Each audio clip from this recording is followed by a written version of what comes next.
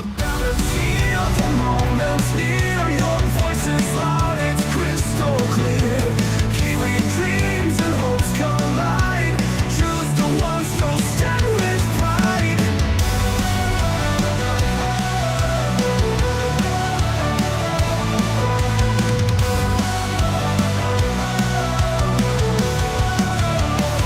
It's in the ballot where we belong. Every vote builds a nation strong. Your council, your board, your mayor in line. Together we shape this land divine. The future's written in your hand. A chance to guide and take a stand. Community rising, hearts aligned. Together we shape this land divine.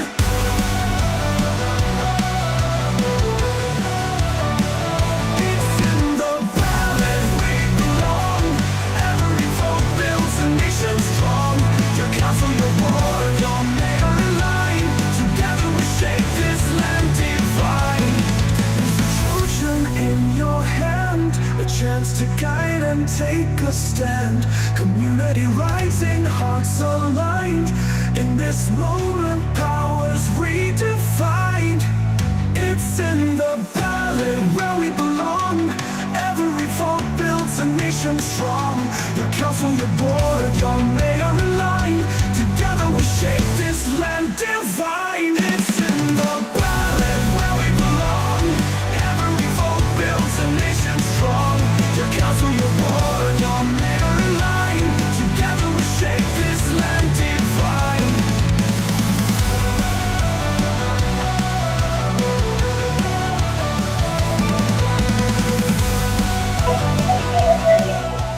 Sure, welcome to It's in the Ballot. I'm host Nick Hollander, and we're here for the Waikanae General Award.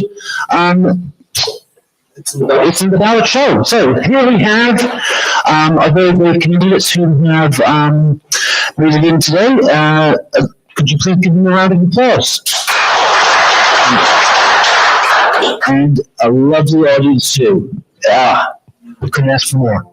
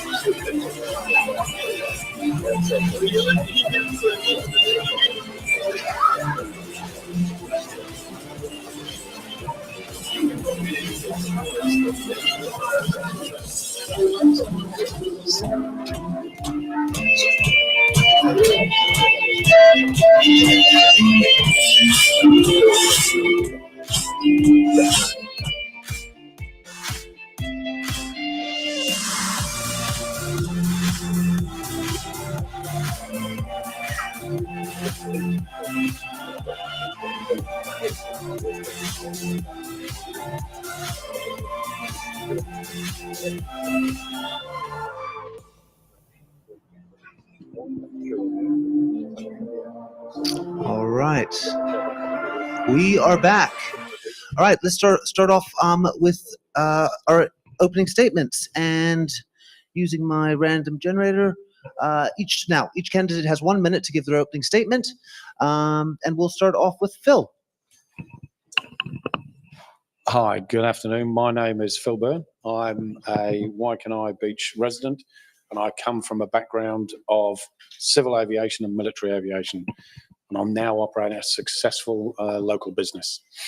I've not stood for council before, so my answers today are going to be pretty brief, and they're going to be to the point and without any waffle.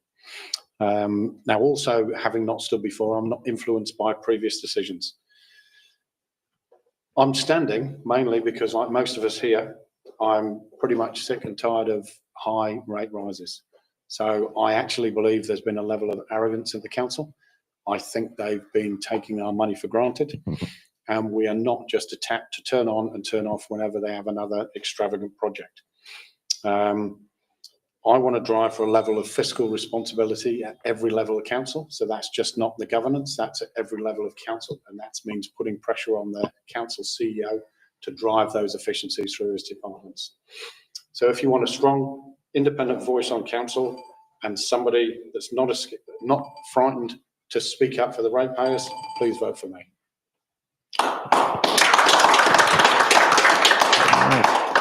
Thank you, Phil. Next up is Nigel. Do you want us to stand or sit? Or Sit is easier for Sam. Okay, here we go. Nigel Wilson, I'm a current Waikanae Ward councillor, have been for the last 3 years. Prior to that, spent 9 years on the Greater Wellington Regional Council. Stood to get a few things done in Waikanae, which I think has been achieved, or we're certainly on the way, particularly with regards to the Waikanae Library. There's a few more things to do. One of the great dangers of Waikanae is that we lose what's special about Waikanae. Intensification, housing intensification has been a blight on the landscape in Plan Change 2. You are fortunate that both of your Waikanae Ward councillors voted against Plan Change 2, being wise as we are, Jocelyn? And so, but that's a battle, that's an ongoing battle. We will see intensification, we will see it increasing, you will hear chainsaws, and it is a danger to our entire community. So just protecting what is really special about Waikanae will be front and centre for the next 3 years.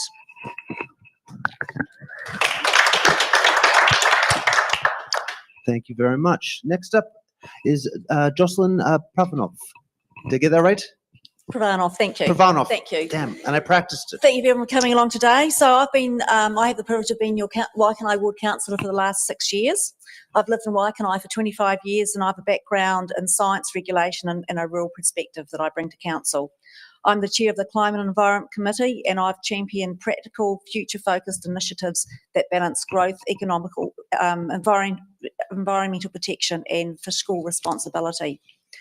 I'm a strong, consistent advocate for our community, supporting those facing flooding, regulatory and infrastructure challenges and driving upgrades in our community spaces. I've stood for fair representation, pragmatic road naming, Mahara, our library, voting against unpopular policies such as urban intensification and the Moy Place land status change. I'm guided by the values of respect, integrity, honesty, transparency and inclusiveness, and I make balanced, informed decisions with an eye on both our community wellbeing and financial prudence. So vote for Jocelyn Pravanov. Thank you. Thank you, Jocelyn. All right, Michael. My name is Michael Moore. I'm standing for election in the Waikanae Ward. I'm currently the chair of the Waikanae Community Board. I acknowledge the need that we need to have better discipline for council spending and ease our rates burden. So over the last 3 years, I've built strong connections across Waikanae, Rikarangi and Te Horo and worked hard to deliver results. From the upgraded beach facilities in Te Horo to the rebuild of our much loved Waikanae Library, Te Arawhitu, which will be opening at the end of next year. I also backed a lot of local community grants where there's been a real benefit to our local community. I've led consultation on road safety and community security, and I'm known as a proactive and skilled communicator who listens and turns up and listens to residents' concerns and takes them into action. I'm looking ahead. I look forward to pushing for better transport links on our coastal trips up in our rural area and better environmental controls and flood reduction on our rural roads up there. With your support, I look forward to being elected and represent you in Waikanae for another 3 years.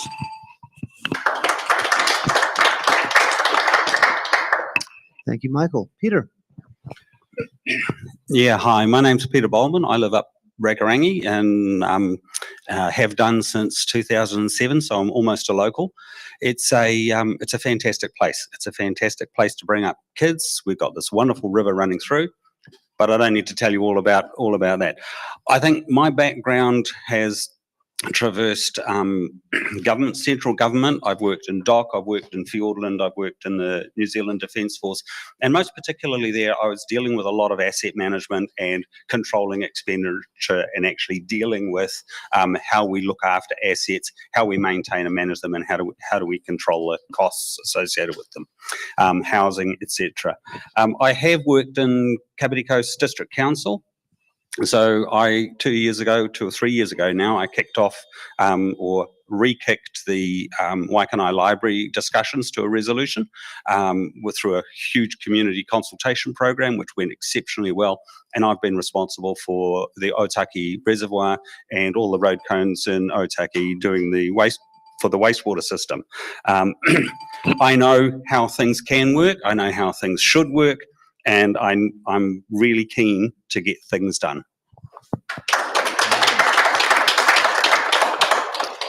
All right, we're going to start off with our box questions. Each candidate has a turn to choose a box number and answer the question inside.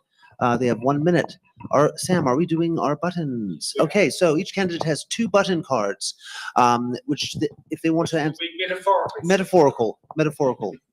Meta. So they can use those to answer a question that another candidate has chosen after they have the candidate who chose it finishes answering it. They also have 1 defer card. So if they get a question they do not want to answer, they can defer it to another candidate who is sitting here in the front, no one in the audience. All right, and let's start off with Phil. So I'll give you a number. Number 1 to 28. I'll have number 7, please. That's what I played at rugby. So Fair call. Fair call. All right. I for indigo.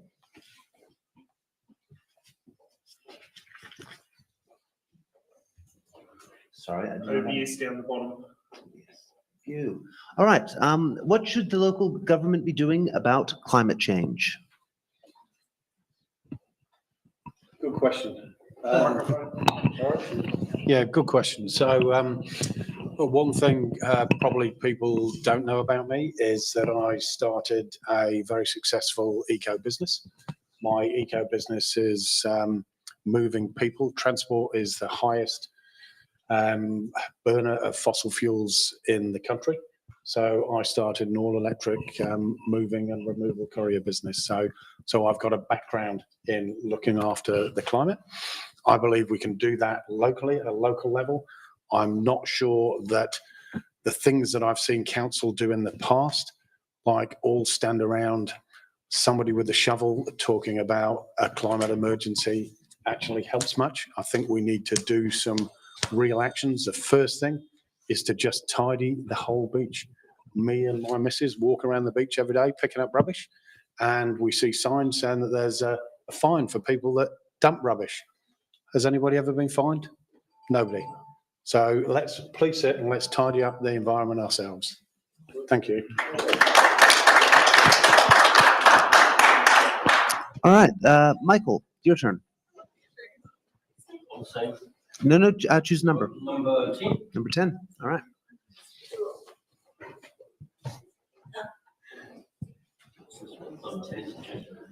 B for Bravo. Is rate money being spent responsibly? Well, I think we'll get a unanimous answer to this question on this panel.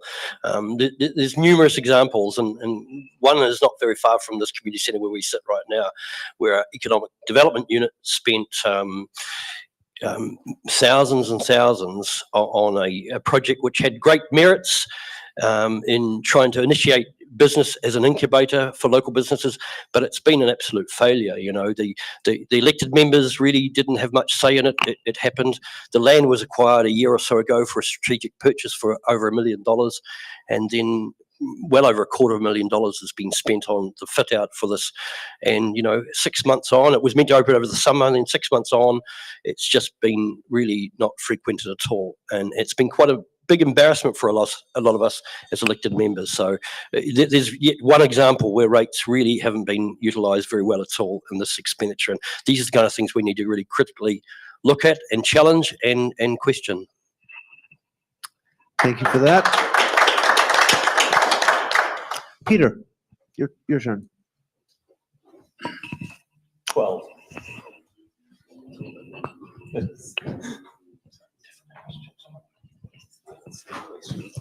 T for Tango.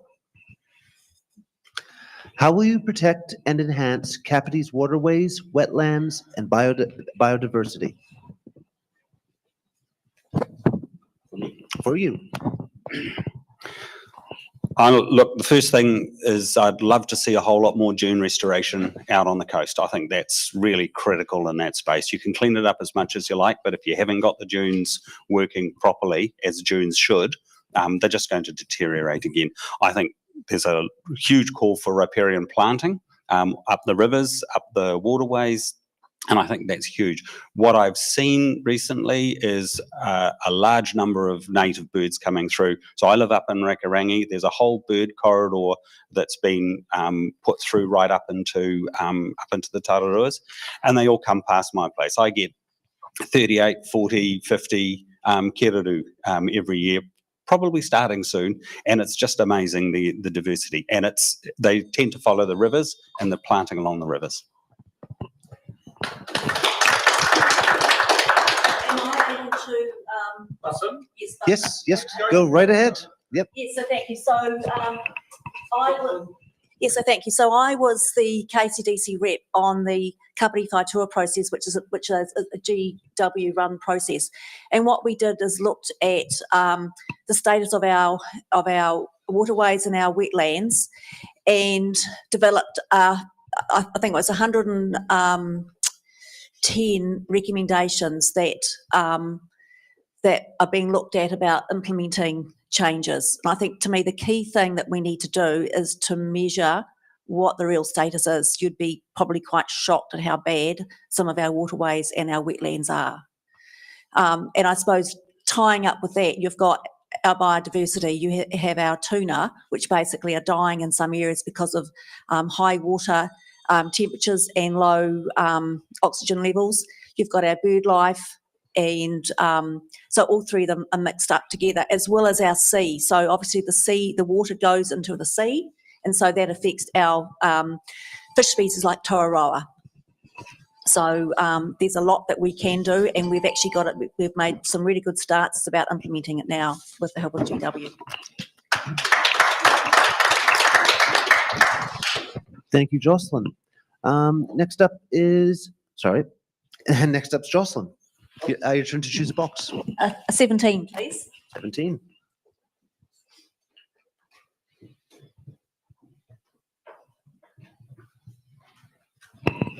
X for Xerxes. Who do you think is missing out on local government representation?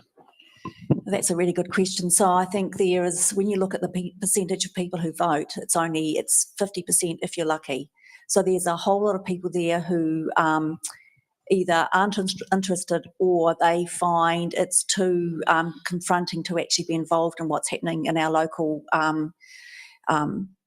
government sectors. And I think what we need to do is start in our schools, actually getting school children to understand how our local politics works, what we actually do in local politics in terms of our roads, our infrastructure, how we make decisions, and then they'll become more interested, and then perhaps potentially vote. I think, I think the older people are actually very good at voting, but you've also got another group in terms of who are parents who have young children who are working, who don't have the time to actually understand what is going on. I get asked many, many times, I want to vote, but I don't know who to vote for. So it's about us getting out there. So thank you. Well said, well said. All right, Nigel. I'll take one for Wilson. Sounds pretty good to me.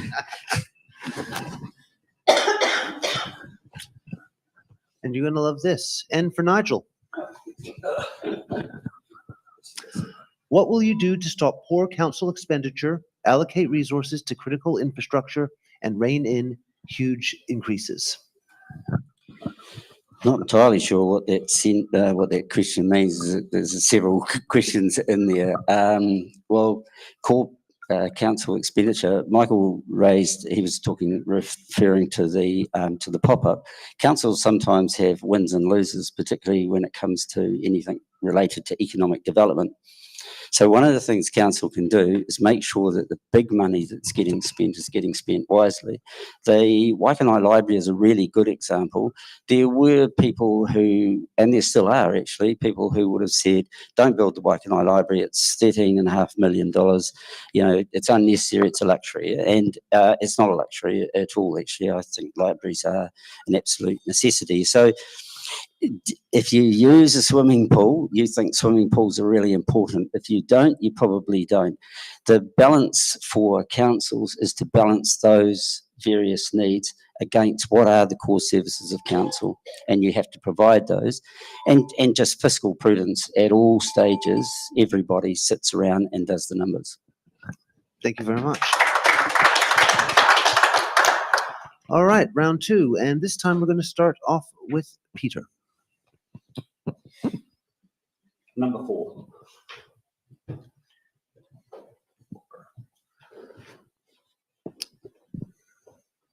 I'm going to say that's M for Mancy, not W. Flip it around to the other side. Oh, sorry. W. W for Waikanae. I was just, thank you. Words right out of my mouth. All right. W for Waikanae. You can, but you have to wait for the question for me to read it. How's that? All right. I've seen the question. I know you have. I know, but the audience hasn't yet. How should council respond to coastal erosion and sea level rise, particularly for vulnerable communities along the coast? Now you may defer. All right. To who? Sorry? Oh. You can choose someone to defer it to. Oh, Phil. There we go.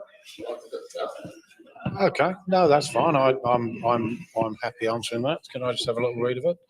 Yeah. How should council respond to coastal erosion and sea level rise, Okay, so particularly for vulnerable communities along the coast? yeah, so I think there's been a lot of talk in the council about a managed retreat and how quickly that retreat needs to go on. I think that is actually a bit preemptive. I don't believe we're in that much of a risk. I mean, I've got neighbours around me that have seen and lived down at Waikanae Beach for 60, 70 and 80 years. They've grown up in this area.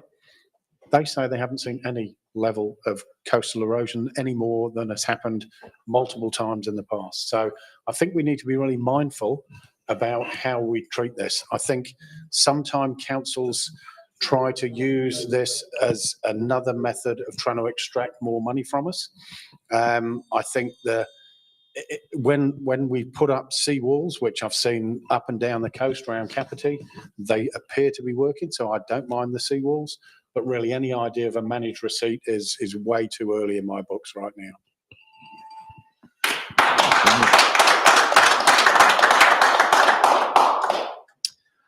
All right, next up is Phil. No, choose a number. Choose a number. Oh, sorry. I'll get for number 8, please. Sorry, I'll get the hang of it. That's all right. That's all right. Yeah, so will I. So will I. This is a learning curve for both of us. Y for Yankee. Do you support stronger investment in public transport and cycleways to reduce emissions? Bluntly, no. I think public transport is important, but I know from travelling around Kapiti, and I travel in and out of the city, public transport simply doesn't work for most people. People still drive. I think we need to have a system of public transport, but I don't believe it's an area that council needs to be spending. Cycleways, I work in the city, and I've seen the enormous split and problems that are caused down in Wellington by an overuse of cycleways. And sure, I cycle everywhere. There's plenty of safe roads to cycle on. I don't think we need to be spending a fortune and cutting up roads and turning them into cycleways. people could cycle quite happily without them. So yeah, in my mind, I don't think the council needs to spend any more money on that at all. Yeah, yep, we have a button from Michael. I'll do my button there. I think public transport is really a core role of councils to be involved in and support. You know, we're such a small geographic area, a very linear community. The fact that our bus service, and one route in particular, the 290 that goes from Waikanae up to Otaki, 35 times a day up and back, there's been well over $1 million on that route alone. And we've got a candidate here who's running for the regional council in the room tonight, and he'll know that that needs changing. It goes right past communities. It used to, up until we protested for 2 years, it was driving on the expressway. And I don't think anybody lives on the expressway to jump off and on a bus. So, you know, having good public transport that's utilised and used has enormous benefit to our community. We have an incredibly good cycleway network up and down the Kapiti coast for 35 kilometres long. When more people use these kinds of off-road things, it's good for motorists, it's good for everybody.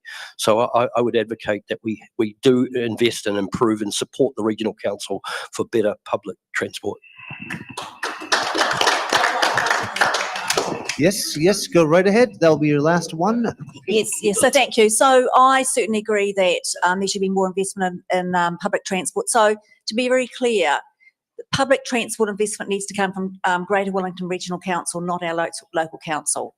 So when you actually look at our buses and our trains, you know, so it's about connecting the buses to the trains and getting it to key centres. And as Michael mentioned, there are some very big gaps in the northern part of our district. We live in an urban area, we live a kilometre from a bus stop. And if we want to take it, it takes a really long time to walk there, plus as well as then the route it takes. And so you need to encourage people to, the routes to be changed. I'm also aware that, and Sam, you might take note of this, is that for seniors, that there's a block-out period between 3 and 5 where you've got to pay. That is not the case in Auckland and Christchurch, and so that needs to be changed. Our CWB is critical to be extended for our tourism, and it doesn't need to cut up our roads. So there's many different routes that we can take that actually change that, that actually allow that to happen and to get people to, I suppose, their 15-minute places they want to go. So thank you. Thank you, Jocelyn. Phil, your turn. Choose a number. Oh, no, sorry. Phil did just have one. I'm sorry. I got it's the buttons and the defers have thrown me a little. So, Jocelyn, you're up. I'll go for number 11. We can do that. All right. Oh. Z for Zulu. Kapiti is growing fast. How will you balance housing demand with the need for infrastructure like roads, water, and stormwater? Thank you. I was hoping to get this question. So what is happening at present is that the focus is on housing and building more houses. But the problem is that we are not looking at increasing our infrastructure, our schools and our medical facilities at the same time. So we've also in a situation where we have developers who are coming in and it's very ad hoc.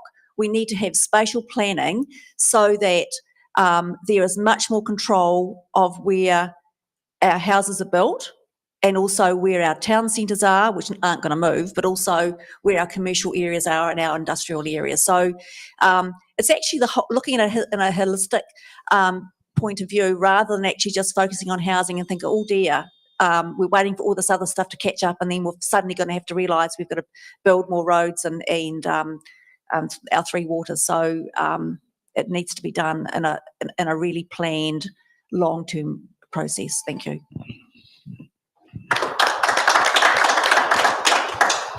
Michael.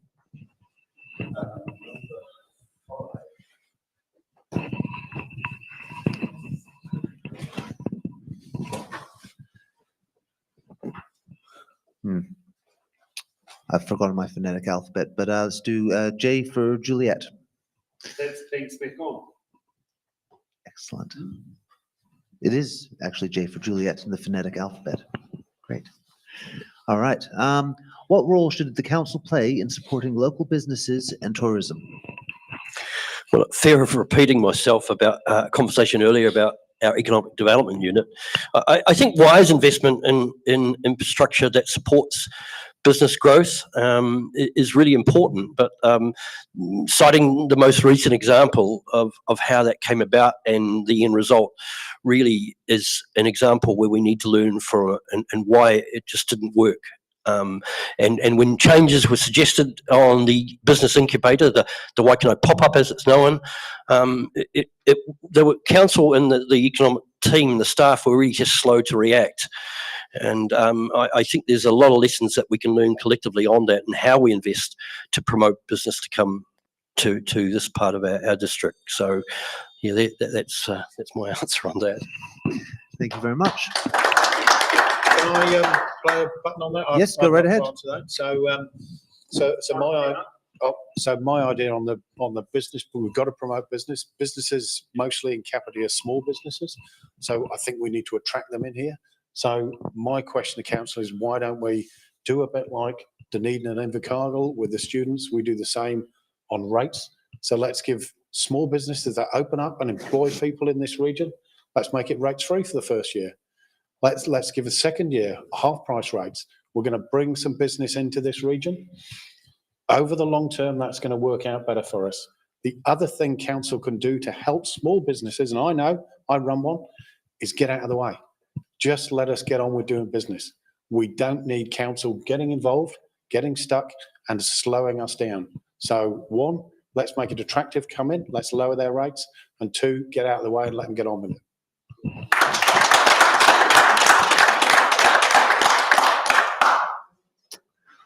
All right. Round 3, and we're going to start with Nigel. Choose a box. Microphone. 2. D for Delta. What is your view on residential, commercial, and industrial growth in the district?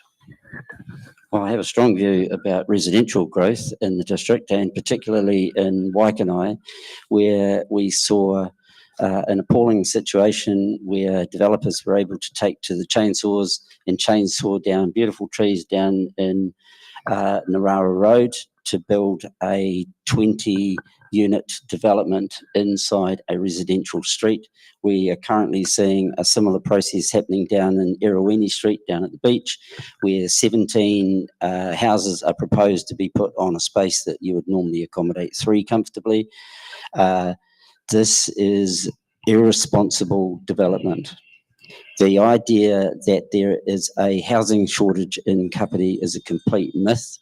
There were, a couple of years ago, there was, I think, the government had indicated that there were about, or government agencies indicated that about 260 families needed houses in Kapiti.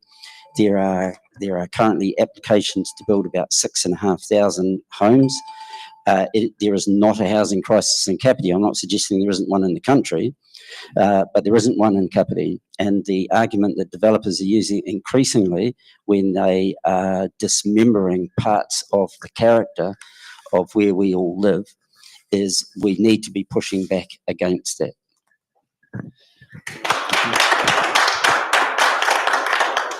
Jocelyn. Number 6.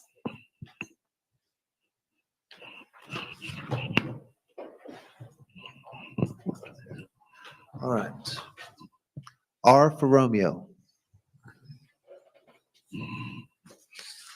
How will you strengthen engagement with Mana Whenua and uphold treaty partnership in council decision-making? Thank you for the question. So this here is about communication and actually understanding where mana whenua and non-mana whenua are coming from. So when I've worked on the whaitua, it's actually really interesting to find that mana whenua and non-mana whenua are actually have got very similar ideas, but it's where you come from to get to those points. And it's just different ways of talking about it. And it's having those conversations rather than actually thinking that things are quite different. we talk about having partnerships around our table, and a true partnership to me is having potentially two different ideas and then talking about them and actually finding a happy medium to resolve or to move going forward on a particular issue. I think our iwi, they have so much knowledge in terms of particularly our environmental understanding, and it's really, really important to listen to what they have to say. We've got a lot of catching up to do in that space. Thank you. Thank you, Jocelyn. Michael. Number 23.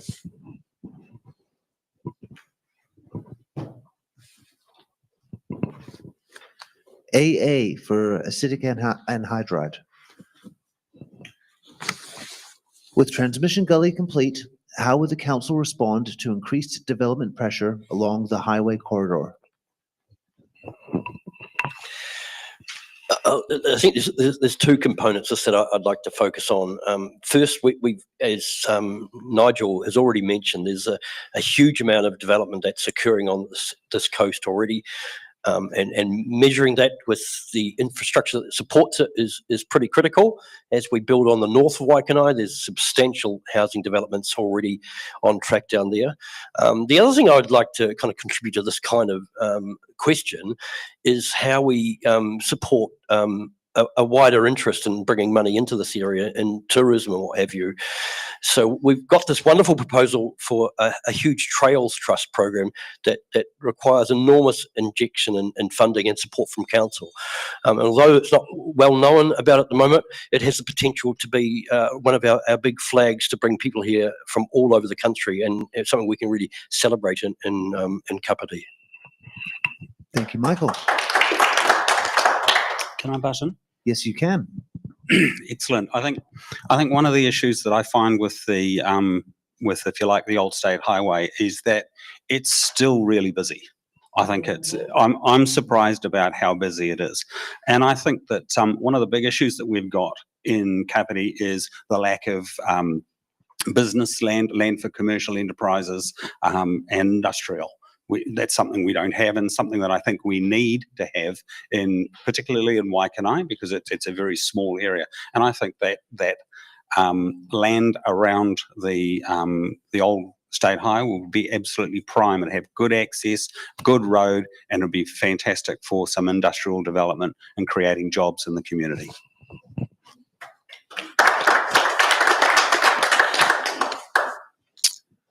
And Peter, your turn. Number 27.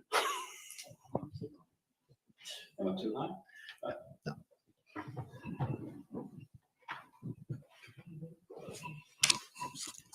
S for Sierra. Do you think the council should be involved in providing social housing, and if so, how? Look, I don't see council as a developer or landlord of social housing. I think there are roles that it can play in working with social housing providers and community housing providers.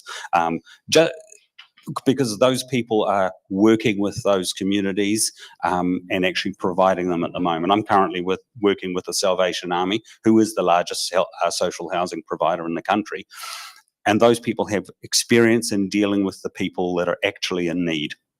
And they don't look like me, they don't act like me, and I think it's hard for council to operate in the same way as those people who are working directly with those people in need work. So I think it's really important that you work with the social housing providers from a council perspective and prioritise your support accordingly.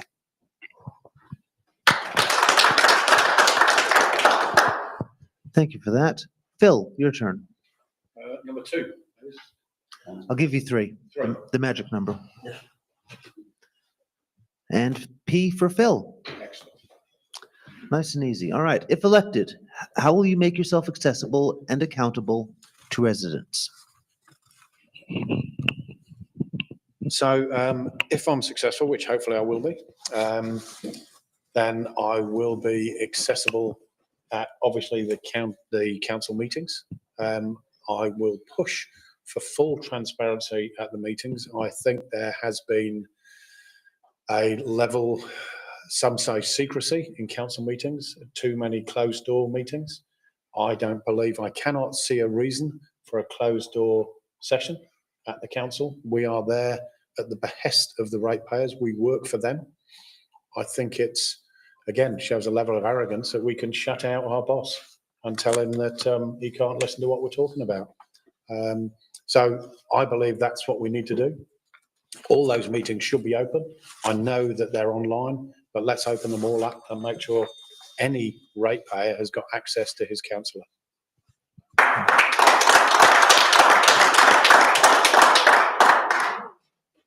All right, we're going to start the fourth round, and this time we'll start with Michael. Number 25.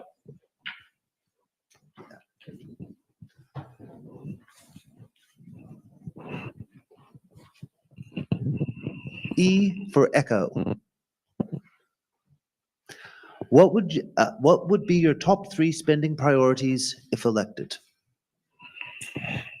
It's a relatively short answer. I think infrastructure has to be at the top, and then community facilities would be my second priority. Infrastructure obviously encompasses a wide remit of things, because when, as Jocelyn and others have said, when we lack investment in that over time, then it just comes back to haunt us, and we're seeing that in some councils across the country.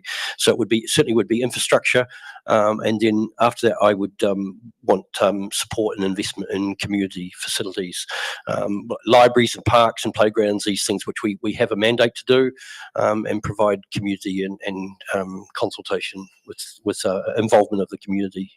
That's only 2, isn't it? That's only 2. So what would the third one be? That's a really good one. Oh, there we go. Oh, well said. I've got help here on my, all right, investment in spatial planning, yeah, as we grow, and how we're going to construct and build our communities. Yeah, that'll do. Wonderful. Well done. Yes, cooperation. Yeah, I'm happy to Yep. weigh in on that. One do. of the absolute priorities in terms of infrastructure spend has to be getting another way across Elizabeth Street. We are at the moment across Elizabeth Street from the main road. We are seeing significant growth on this side of Waikanae. When the expressway went through, NZTA assured the residents of Waikanae that the main road was going to be like a country lane. And as has been mentioned earlier, Peter mentioned this, our roads are still full. And so what we are doing is growing a problem. And every time there's a breakdown of a train or whatever, and that railway line comes down, if you're sitting in the back of an ambulance, then it's not going to be good news. So that has to be a priority in terms of spend. Also, of course, getting the magnificent Waikanae Library finished is very important, and increasingly flood protection. And so I was reading recently a thing that Sam Ferguson, who's one of the candidates for Greater Wellington, was talking about flood protection and the importance, and that's a Greater Wellington role. Our job is to advocate that it gets done.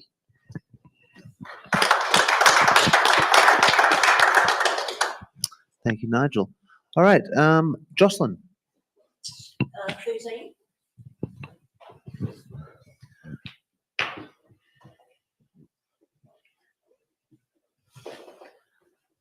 Okay.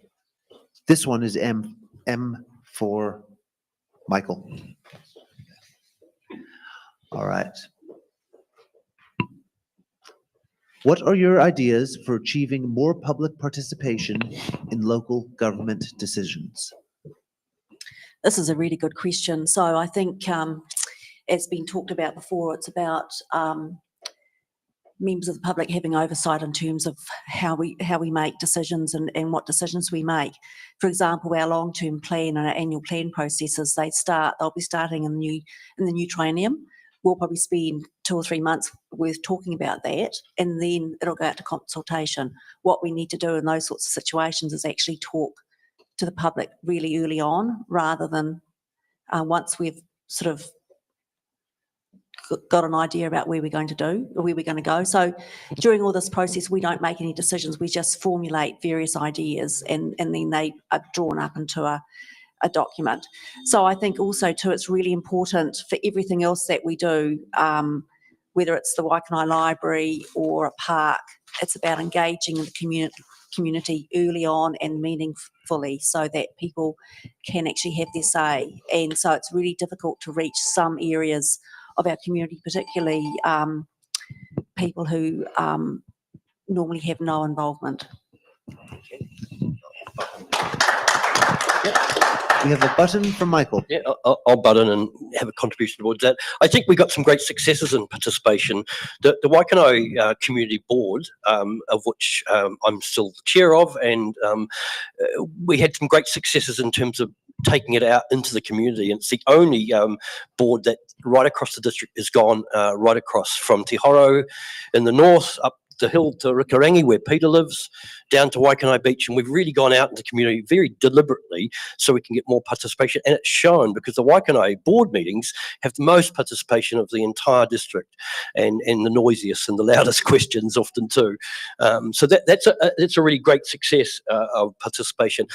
Also, the Waikanae Library rebuild, which is starting any day now, went through an extensive consultation and engagement with the community. I know we often get criticised that we don't consult, but that is a really good example of people participating actively in what they wanted and how they wanted it to look, and we can be all very proud of how that's come about. And the result, I think, in another year and a half's time will just show that too.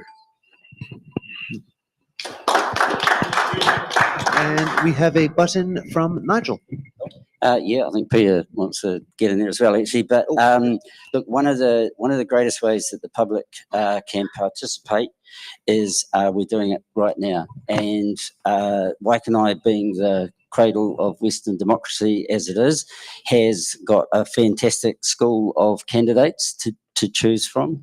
In fact, all of Kapiti there are 89 people have put their hand up for election. So the public engage with that, do your homework, it's in the ballot and watch these things, and put your questions to candidates at public meetings, demand answers, honest answers, and then you have to hold people accountable. There's a limit to how much council can engage post-election, because engagement processes by their very nature are expensive. So you do the best you can with the budget that you've got. But if you want to go full engagement, you are starting to talk about serious money, and that's kind of antithetic to what people are wanting. You get decision makers are elected to make decisions, and then you're accountable for the decisions you make. It's a good process, but engage with the election. That's my argument. Thank you. And I think we have another button. Peter. Yeah, look, the reason I'm standing for the community board as well as a ward councillor is to actually start closing some of those connections. I really want to be involved at the community board level with residents associations, with various groups, and through that, start to filter that back into council, because I think that's really critical. You've got to have that conduit all the way through. It's not all about fancy consultation programs. Quite often it's about face-to-face, actually meeting with people, talking to them, and making sure that you actually listen. You use 2 ears and 1 mouth.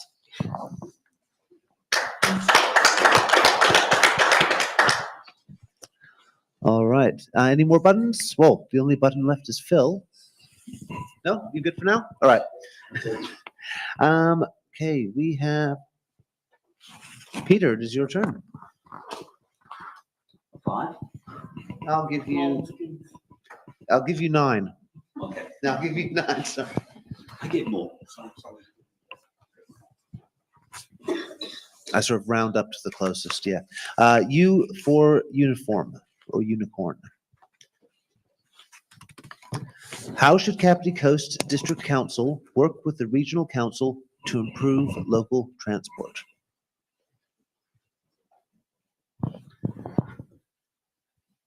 The train system is great.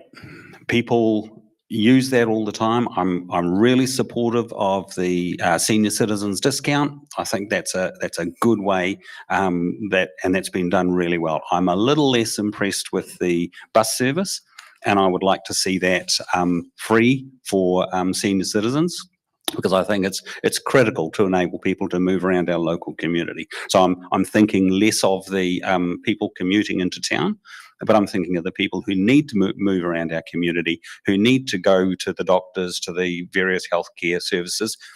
There aren't enough of those, but we'll get onto that separately. And I think the ability for people to move around on public transport within Waikanae, I think is really critical. We're quite a spread out area from the beach up to Rakarangi, and I'd like to be able to go to the beach on the bus.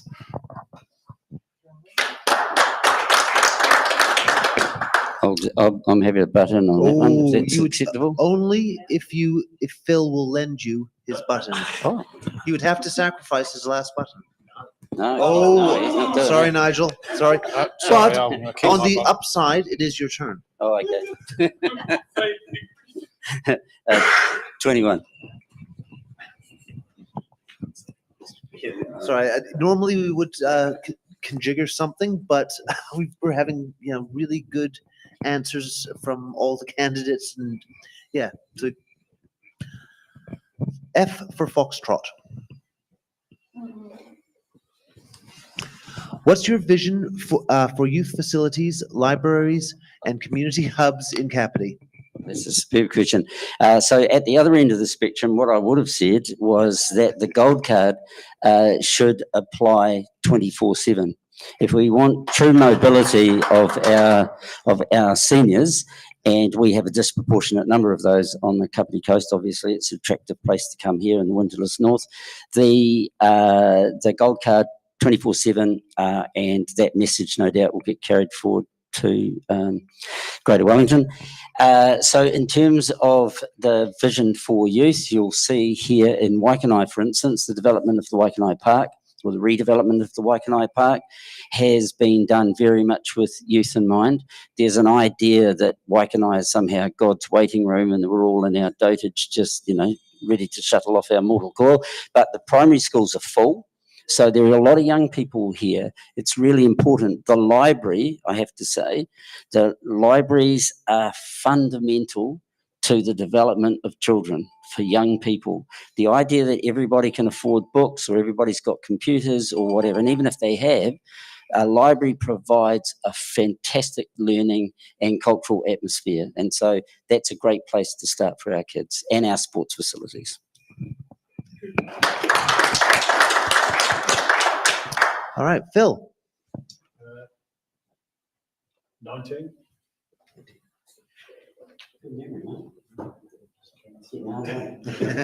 You guys are doing really well, though. I'm impressed. L for Lima. What part of the community or business sector does council need to work with more closely? Yeah, that's a really good question. I think the tourism sector. I think the natural beauty that we've got in this region, we should really enhance with everybody. I mean, we've got a great place here. We've got lots of businesses that rely on tourism.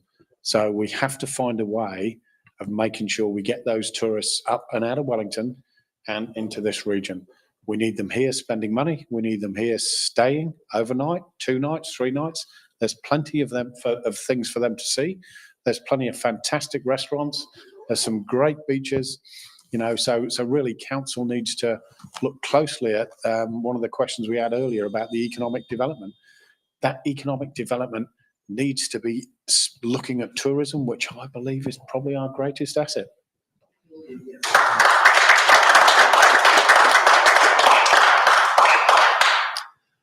Okay, I think we have time for one more round. You've got 6 minutes. 5 candidates, 6 minutes. Minute and answer. Yep, let's do it. All right, and we'll start off with Nigel. Oh, pick a number. You pick it for me, random. I have no idea what's left. You got 14. Okay. Okay, Q for Quebec. Quail, Quince, all right, if I can find it. Was it P and, yeah, I thought so. All right, what budget line item would you remove to help bring rates down without disrupting basic services? That's a good question. I think economic development is the place where I would start. It goes back to that last question. Where should we be investing? I think we should be investing in our current delivery agents. So we've got a really excellent Chamber of Commerce that have been around for 75 years. We've got Work Ready Kapiti that are dealing with youth, getting them. So I think that's a really good line of investment. It was just because this is the last minute I'm going to get. So I just wanted to say about what's happening down at the coast. There's a couple of things. One is it's a bit of a myth. Well, actually, it's not just a bit of a myth. It's a complete myth that there's a lot of talk at council about managed retreat. There isn't. That I'm not even sure I've heard a sentence that's had managed retreat in it in the last 3 years. That's not part of what I'm thinking. I do know B. Larissy, who's in the Raumati ward, was instrumental in getting Eco Reef here. And Eco Reef is about restoring the coastline. So there are restorative processes. So I don't think anybody should be panicking about, managed retreat. It's not part of the conversation. Thank you very much. I'll use my button here, please. Yeah, all right. Yeah, but you I'll have be- it. It's I'll your be- button. You can use it. I'll be really quick. So All right. for me, the budget line we need to sort out is the council costs. Simple, really simple. I'm again. Oh, sorry. Can you hear me? Yeah. So I'm still astonished that we've got a CEO on 370,000 a year. That blows my mind. I think that's obscene. I think it's also obscene that our council cost for our staff has gone from 28 million a year up to 46 million in the space of 5 years. How on earth can that happen? So the question is, how do we keep our essential services? We look really closely at what our council has got and how their staff numbers are paid. Thank you, Phil. Michael. I pick a number. Pick a number. Here we go. Let's go up to the list. Okay, 15. K for kilo. How will you ensure smaller communities, Otaki, Waikanae, Paikakariki, etc., have an equal voice in decision making? Look, I think the answer to that's quite simple. Is we turn up and we listen to them. We take our meetings to the community. We do more active engagement.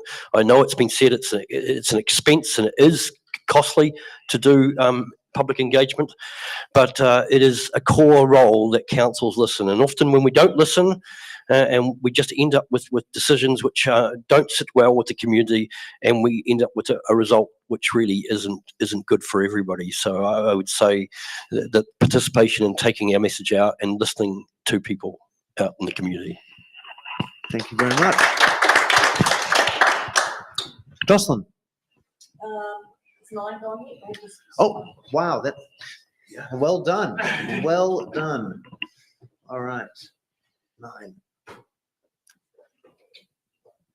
G for Garfield. Yeah. I've been trying to stay away from that. All right. What is your approach to handling controversial and complicated issues? I think this is a really good question and often something that we have to deal with around the council table. It's actually understanding what the issue is, actually breaking it down into little components so you can actually find ways to actually solve the problem. And if you actually don't have the expertise to actually solve the problem, then you need to ask people who do know, who can help us with it. Often people get confused by being thrown a whole lot of data or information, and so you've got to slow down, listen to what you're being told, and try and analyse it. And by breaking it down into small sections, that's how you do it, I think.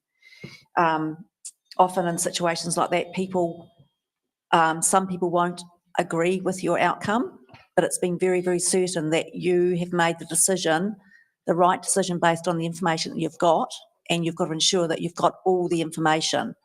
It's about pros and cons, weighing it all up. rather than, I'll just leave it at that. Thank you. Thank you, Jocelyn. Peter? Well, All right, I'm going to give you 16. that's promotion. You guys hit the really low ones. All right. C for Charlie. Do you support looking at alternative funding tools like targeted rates, partnerships, or user pays? Or should rates remain the main lever? As far as I'm concerned, rates need to remain the main lever. Otherwise, you're just shifting the costs disproportionately around other users, and I don't think that's what council is there for. It sets the budget level for council spending and keeps the council accountable to ratepayers. I think that's the critical part to it. That's why we can have discussions about whether rates should increase or decrease, or what we do about it, how we control council spending. If it was all produced through user pays or some other form, you wouldn't have that control. So I think that's really necessary in the council environment. Thank you very much. All right, Phil, your turn. 24th. The day of my birthday. O for Oscar. What do you see as the biggest challenges facing your community? Thank you. Right, the biggest challenges are, again, and I'm unashamedly going to talk about costs again. I think that's the biggest challenge that most of us face. Unemployment is increasing. Our wages are not keeping pace with the cost of living. So I know that's a big holistic measure, but I think that's where our biggest challenge is to the community. As soon as you've got people that cannot afford to pay their rates, pay their bills, we get an increase in crime. We get a whole raft of issues that affect society. So for me, the biggest challenge we've got is we've got to make sure we have the best services for our ratepayers at the best price. And we start that right from the top by looking at those council expenditures and making sure we get them right.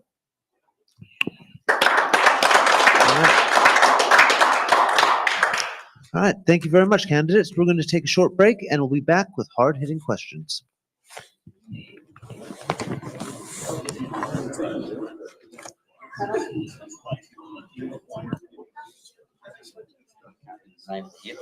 Are we clear, Sam?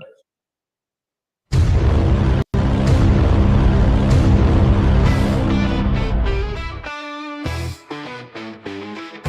taking a pause, just a short little breather to stretch out your legs. You don't need a leader. The live stream will be back, so don't go too far. But for now, you can wander wherever you are. Intermissions aren't really a thing anymore, but we think they're cool, a tradition to adore. A moment to breathe, have a laugh, maybe chat. There's magic in breaks, and we're keeping that. Head to the lobby, I mean your kitchen with glee, for snacks that are tasty and drinks. Fill up your plate, pour a glass, take your time, then come back refreshed. We'll resume on a dime.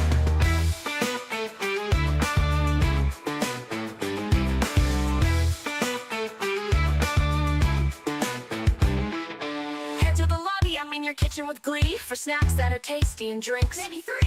Fill up your plate, pour a glass, take your time, then come back refreshed. We'll resume on a dime.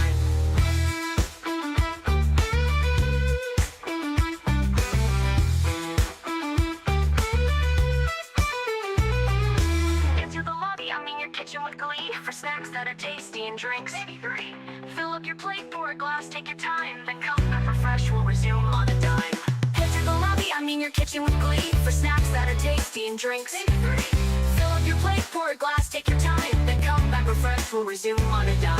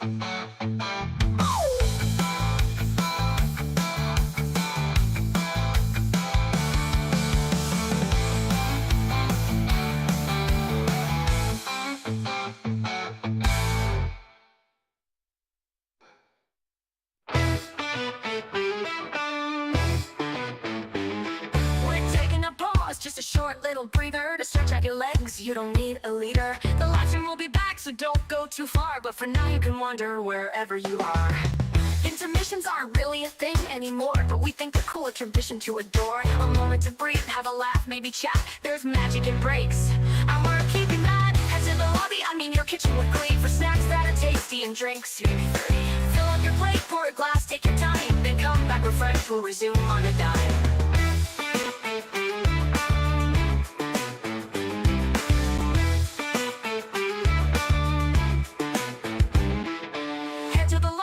Your kitchen with glee, for snacks that are tasty and drinks. Maybe 3. Fill up your plate, pour a glass, take your time, then come back refreshed. We'll resume on a dime.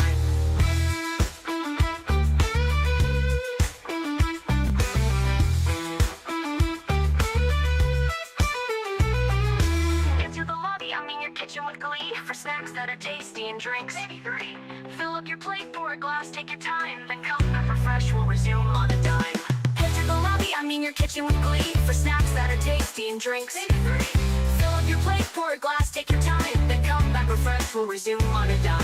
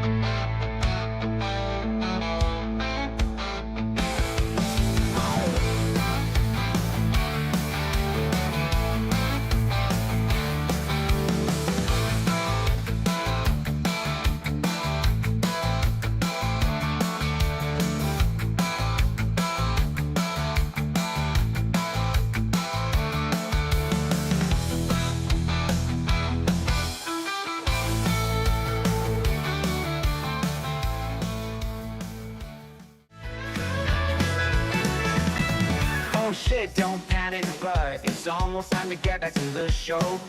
The candidates have stretched their legs, been partying, taking a break. Cause there's still hard-hitting questions, closing statements and stuff you wanna know. So grab those snacks for their answers and prep for decisions you need to make. Oh, oh, oh, oh, oh, oh, oh, oh. The candidates have stretched their leg. The candidates have stretched their legs, been partying, taking a break.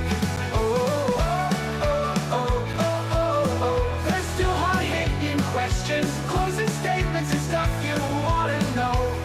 So grab the snack you wanna know. So grab those snacks, hear their answers and prep for decisions you need to make. Oh, oh, oh, oh, oh, oh, oh.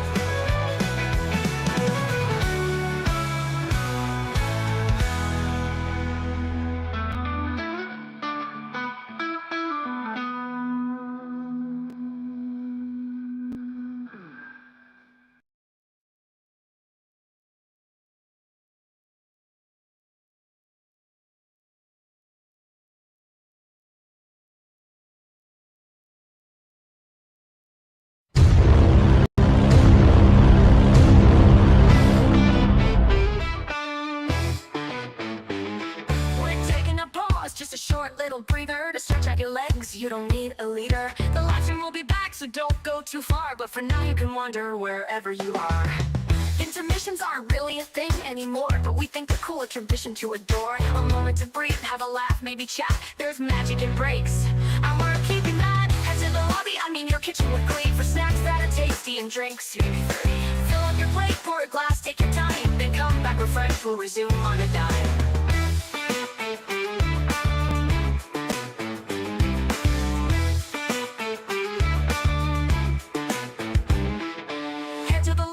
Your kitchen with glee, for snacks that are tasty and drinks. Maybe 3.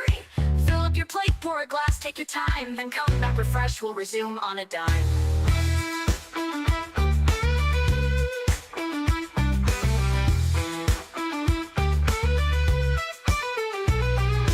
Into the lobby, I mean your kitchen with glee, for snacks that are tasty and drinks. Maybe 3. Fill up your plate, pour a glass, take your time, then come back refreshed. We'll resume on a dime. The lobby, I mean your kitchen with glee, for snacks that are tasty and drinks. Maybe 3. Fill up your plate, pour a glass, take your time, then come back refreshed. We'll resume on a dime.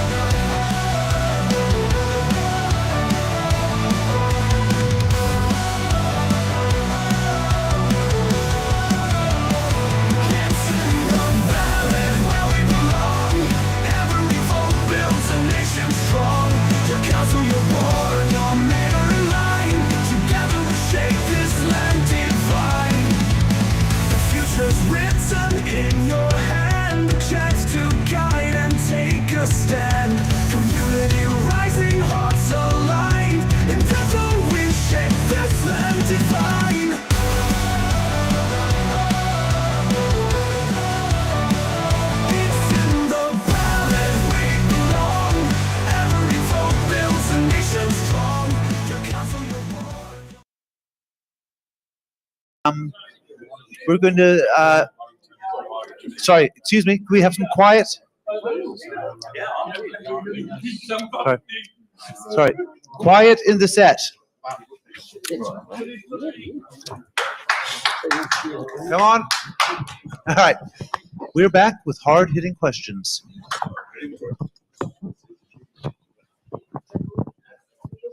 Yes, yes.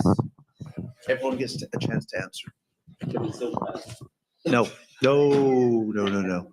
I used my deferred. Good.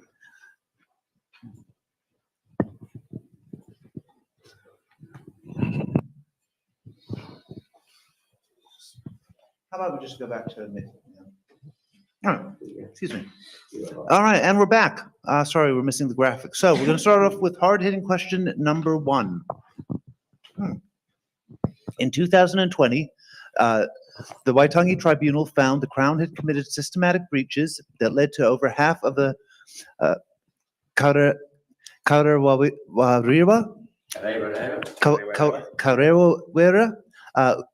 Urupa cemetery block at Waikanae Beach being built over with housing, and the local iwi losing ownership.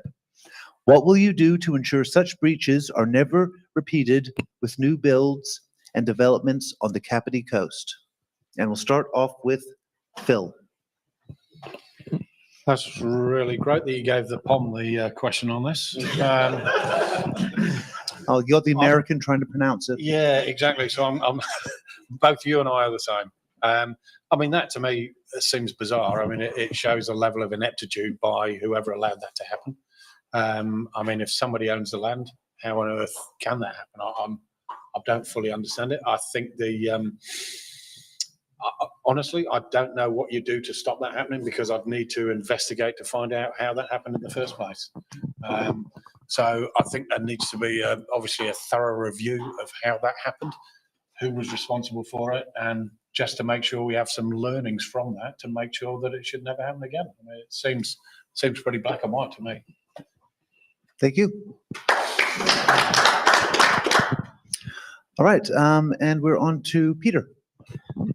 Yeah, look, I think it's really important just to note there that it's the Waitangi Tribunal has looked at it. They have found those systemic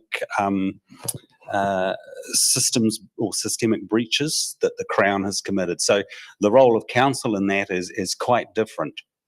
And I think what council needs to do, if that situation ever comes up again, is to maintain a really close dialogue with mana whenua. We've got to operate with openness, integrity, full transparency, and honestly in good faith. I mean, that's the only thing we can do. All right, Jocelyn. So I looked this up to see sort of what I could find, and apparently in 1970, there was no investigation. They did no work to actually see who actually were the previous owners of that land. And so I think that is key, what needs to be done. And I think now if you go to our KTDC maps, you'll see where all the Urupa are, and that will continue to be updated as the tribunal hearings continue. And so there's no reason going forward why this should happen again, and it should not happen again. Thank you very much. Michael. Yeah, to me, it's a simple answer here that we have a treaty with our partners in mana whenua and Māori, and clearly it's been breached in this case, you know, and to me, that's where we should be looking back on this. The reverse happens too in Greater Wellington manage Queen Elizabeth Park. There's an Urupa there, and there's lots of old iwi and hapu land down there that they've been fighting to get back to use for their people, for housing, which is desperately needed. And that's been going on for I understand, for 40 or 50 years. So you know, partnership between mana whenua and iwi and local hapu really needs totally looking at. And to me, everything goes back that we have a treaty and we're obligated to uphold that. Thank you, Michael. The Waitangi Tribunal quite rightly found that this was an appalling thing to allow houses to be built over top of what is effectively a graveyard.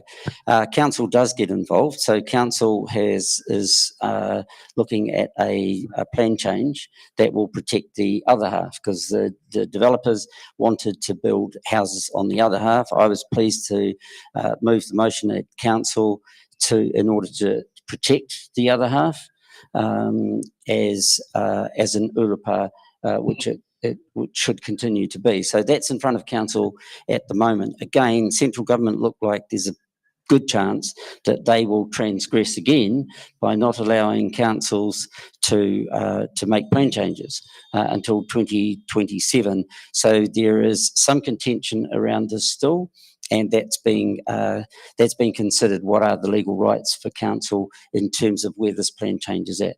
I'm hoping that sanity will prevail, but it doesn't always. But yeah, there's a justice issue here for sure. Thank you very much. All right, hard-hitting question number 2.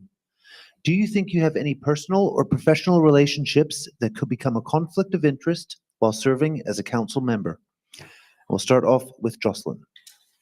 Thank you. So I'm currently a council member. So every 6 months we have to fill out a form that actually shows any potential conflicts of interest. And so you've got a list, if you've got any companies, what your family members do, whether they have any contracts with council, I suppose what clubs and societies you're members of. Now over the last 6 years, I have had, well, I don't believe that I've had any, and so it is actually up to the individual to say whether or not they believe they have a conflict of interest. I've never had anyone say to me, even though I don't think I have one, I've had no one say to me that I do have one. So it's pretty amazing considering I've lived here for 26 years. You know, when you're involved in the community, I think, you know, you are involved in the community, and it's important not to be necessarily in any greater level than what other members of the community are. So you need to be involved, but not in too deep. Thank you. Thank you, Jocelyn. All right, Michael. Yeah, look, it's a really important question to answer, and it's one that everybody asks out there. It's important, of course, beholden on the individual to declare what their interest is. And when there's conversations about certain subjects that you have privileged information or you have some employment relationships with that industry, then, you know, it's open for you to declare that. You can't force them to do that. But, you know, I want to be open about who I am and my connections in community and business and what have you.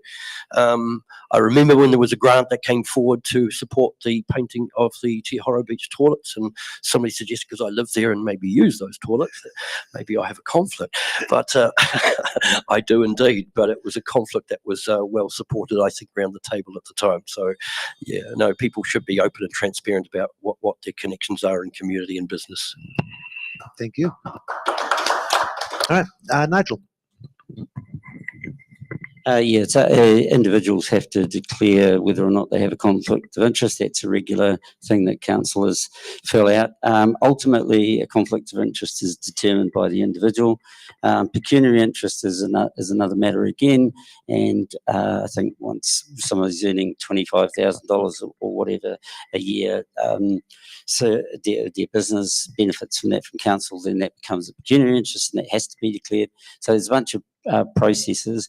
I feel conflicted very regularly at the council table, but you manage that, and we have like I'm unashamedly think that Waikanae is the centre of the universe for all of the obvious reasons. People who live here know that.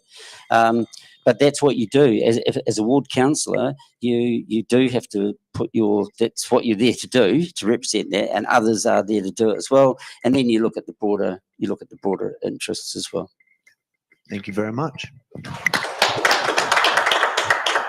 Peter. The short answer is no. I've always maintained a really clear distinction between personal and professional relationships in the job I've been doing. I have managed some pretty extensive contract. The most recent one, I was setting up a contract for Kapiti Coast District Council. It was about a $10-12 million contract. I had to stand aside from that because I personally knew one of the tenderers. So that was just automatic. While I didn't think I was going to have a conflict of interest, there was going to be a perception of it. And so I stay well away from any perception of that. It's really important. Phil. Yep, I certainly understand the question, and I've never worked with the council, dealt with the council, or sold my services to council. I'm sure my simple and non-waffle answer is no. Thank you very much. All right, hard-hitting question number 3. What is your position on retaining the Kapiti Coast District Maori Ward for Kapiti Coast District Council and the Te Upoko o Te Ika a Maui Maori constituency for Greater Wellington Regional Council? And why do you hold that position? And Peter. Look, I really strongly support the retention of the Maori wards. Just straight up, they are a very simple means of ensuring ongoing engagement with mana whenua within the Kapiti area, and it creates a real transparency between iwi and council.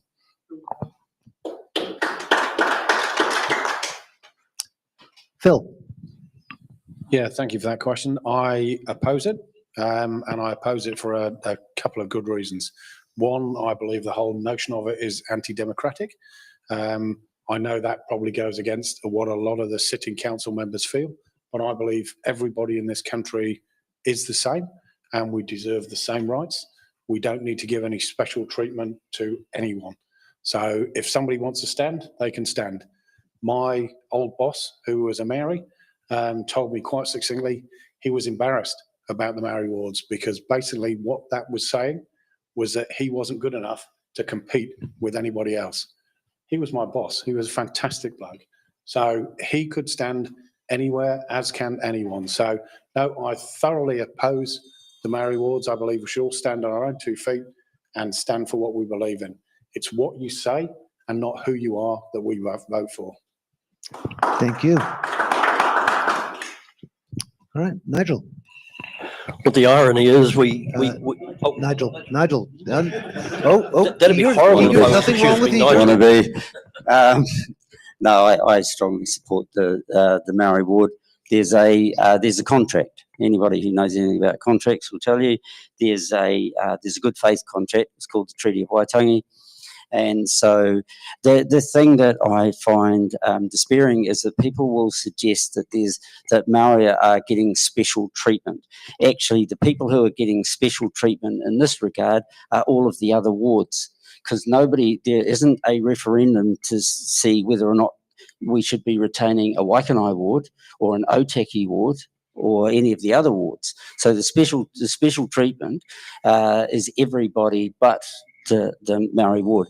My big question to anybody who opposes the Maori ward is, what do you think bad is going to happen by having a mana whenua representative at the table? You have one person there who has a cultural perspective different than your own, who's going to be sitting at the table, who is from this place, and what do you think bad is going to happen? There are 6 candidates standing for the Maori ward. They are outstanding candidates, all of them. Like outstanding candidates. I don't see what the downside is. Thank you very much. Michael, you're up. Yeah, as I was going to be afraid of being called Nigel, which I'll try to wash that off me.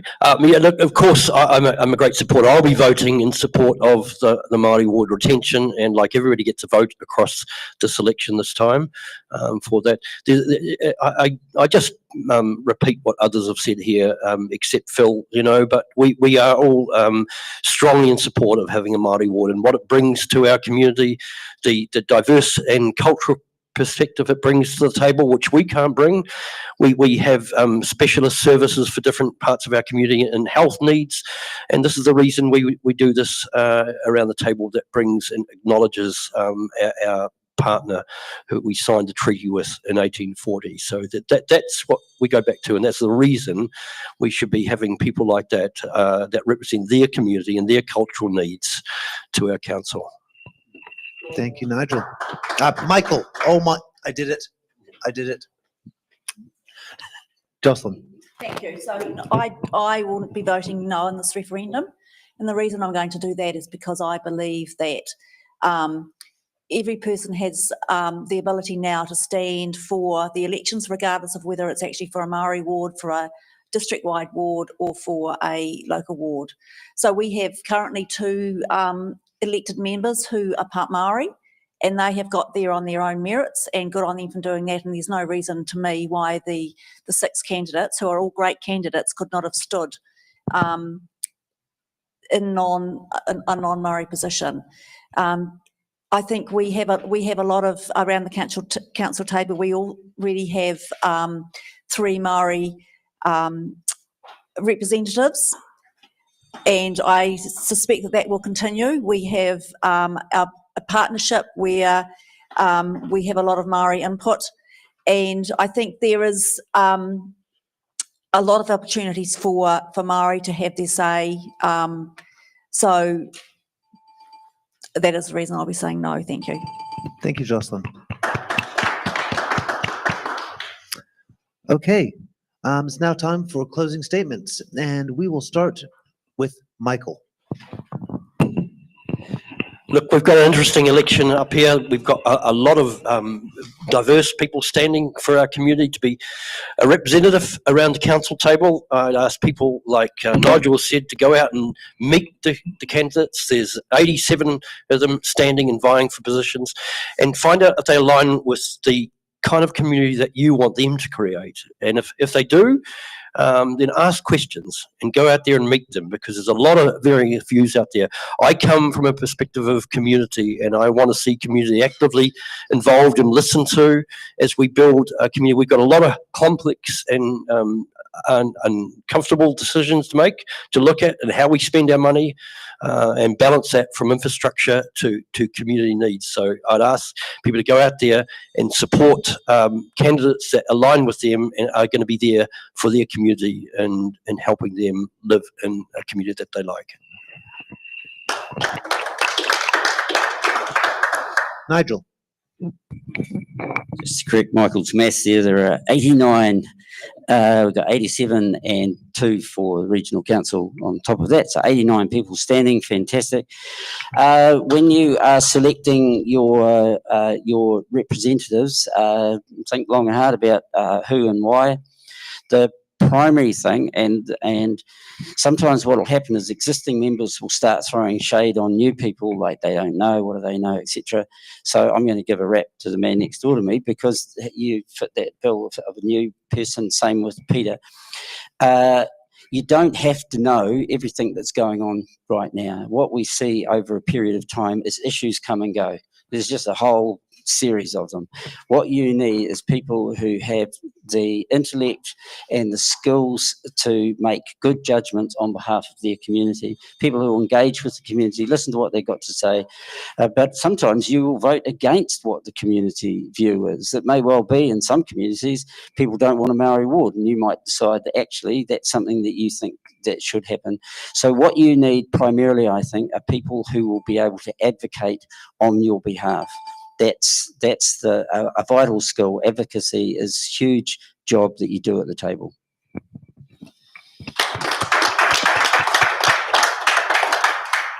Jocelyn. Yeah, thank you. So I have to say, I actually don't like the selection period, because it's actually putting yourself out there, answering questions. But I admire it's in the ballot for doing the work that you're doing, so that even though we have a relatively small audience here, people can go online and they can actually learn more about the candidates. And I think it's really great that we've got lots and lots of candidates, and so hopefully people can actually understand where each of those candidates are coming from and what they can do for them, so that when they do come to vote, they actually are they actually know why they want to vote for someone, rather than just figuring out I've got to do this and they do it. So I think in terms of a council, you never know what you're going to get, but I think it's really important to have a balance of people who've been there before as well as new blood. And it's about how people work together, how you work with the council staff. And so, because we're all on the same page, we're also trying to build our own community in the best way that we can, in a most financially prudent way as well. So I wish all the candidates all the best, and we'll see you on the other side, hopefully, one way or another.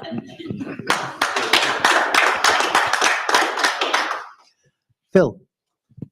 Yeah, firstly, thank you to It's in the Ballot. I've actually really enjoyed this process. I mean, having not been in politics before, this has been really fun. And what I've also been quite grateful for is the great candidates that are here. It's good to see that we are different. We've got different views, and we haven't sat here and fallen into a fight over it. We can sit around a table, we can disagree, but we will also agree with each other at certain times. So that for me is really important about what we want to do in council. So I know from my business operations, and I'll go back to the fiscal responsibility here, I know from those business operations, the most important thing we need to do is understand where the money's coming from and how it's spent. So we need to do that, and we need to, even if you're existing councillor, there is a feeling out in the community that we haven't been listening and we have been overspending and not looking after their money. So we need to be mindful of that.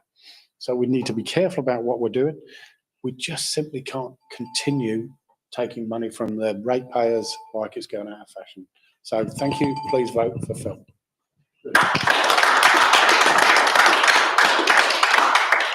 Peter. Yeah, we're a really convivial bunch, and you do know that you can vote for all of us. Just put the one next to my name, please.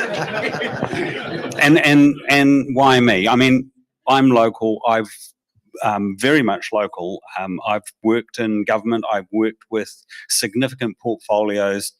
I know how to set up and manage strategic governance, which I think is something that really needs to be done. So I've got that wealth of experience that I've picked up at a completely different level. I've worked a bit with council. I know how council works in some aspects, and I know that there are some things that need changing. And currently I'm working very much in the community. So I know how things can work, and I know how things should work. And I'm used to getting things done, and that's what I want to do, create some positive outcomes with some positive action.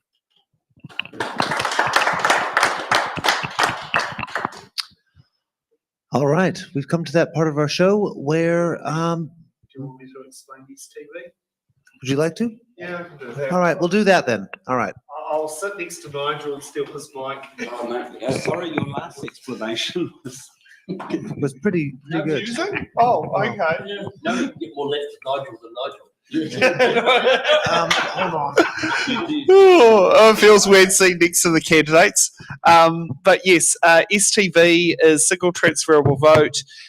So when it comes to voting, you rank your candidates on the preference and order of how you'd like your vote to be distributed. Effectively, all candidates. Sorry, I've lost my train of thought there. I think you mean we go one. Stop trying to steer the vote in a certain direction. Okay, so when it comes to voting, this is a two-position ward. So whoever is elected, how the quota is worked out is the number of candidates number of positions available plus one divided by the total number of votes. If say a candidate receives 1,000 votes, but they only need 650 as in the quota to be elected, they keep 0.65% of the vote, 0.65 votes, and the 0.35 is redistributed downwards if a candidate meets the quota in an early part of iteration. If the iteration part is a lower part where there's not enough votes, it is redistributed from the bottom and goes back up over the top, and usually from the bottom it's whole votes and those partial votes from the second and third preferences that have come from the top. In order for any candidate to become a councillor in there, they must achieve at least 34% of the first preference and redistributed preference votes in order to be an elected councillor on the seat. It just caused migraines. They're all reaching for the Panadol. Oh, that's all good. That's all good. If the drug companies want to sponsor It's in the Ballot, we've got a bank account. Go to it'sintheballot.nz and under the donation section if that's what you're wanting the drug companies. I don't know. All right, thank you very much, Sam. Yep, give him a round of applause. All right, so It's in the Ballot is a nonprofit organization, and if you'd like to keep getting shows like this in your area, your help would be greatly appreciated. Go to our Give a Little page or our It's in the Ballot bank account to get the funds to us quicker. But I'd like to thank our candidates, our audience, Sam and Henry, who just saved us right then. Thank you very much, guys. All right, and we will see you back here at 7 o'clock for the greater No, district-wide. district-wide. District-wide. Dis- candidates. I'm doing a lot of these. All right. District-wide candidates. We'll see you then. Well done, thanks.